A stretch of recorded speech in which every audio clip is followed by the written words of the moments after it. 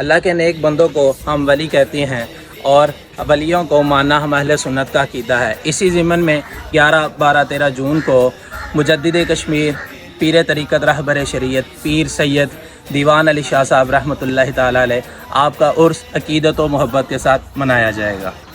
انشاءاللہ عرس مبارک کی 3 تقریبات ہوں گی۔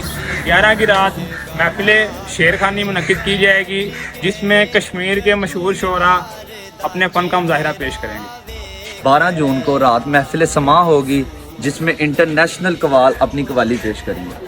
13 جون دعائیہ تقریب ہوگی، جس میں خصوصی خطاب امیر اہل سنت، قائد اہل سنت، امام المناظرین مفتی محمد حنیف قریشی صاحب کا ہوگا۔